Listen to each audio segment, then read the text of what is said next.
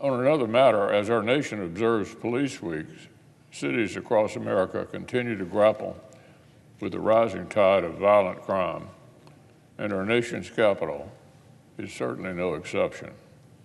This year, Washington has already endured the deadliest first 4 months of any year in the last decade. Motor vehicle theft in the district is up 115% just from this time last year. And now the left-wing D.C. Council wants to make the tough job facing the brave men and women of the Metropolitan Police even tougher. With violent crime spiraling out of control, the council proposed a new law that would strip police officers of collective bargaining rights, make more of their personal information available for public harassment, and add new hurdles for the use of force in defending themselves and the public. Remember, Congress already had to step in when the council tried to go even softer on felony sentencing with another bill earlier this year.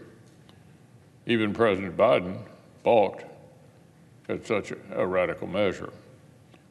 The latest law, which is already in effect on an emergency basis, has had a devastating impact on local law enforcement.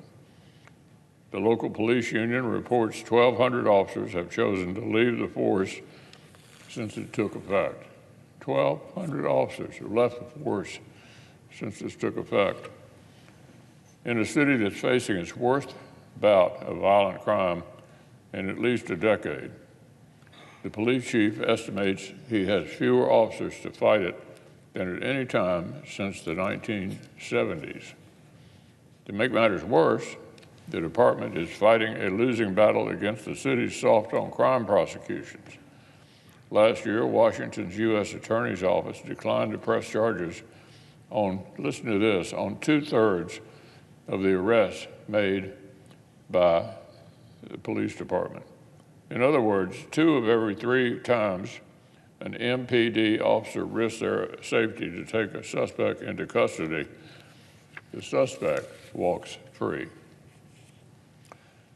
No wonder, as Chief Confavor reports, the average homicide suspect the department encounters already has a rap sheet of 11 previous arrests.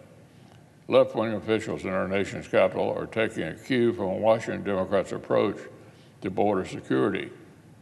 Catch and release. Catch and release. It's simply unacceptable. But this Police Week, the junior senator from Ohio brought forward a resolution to say enough is enough.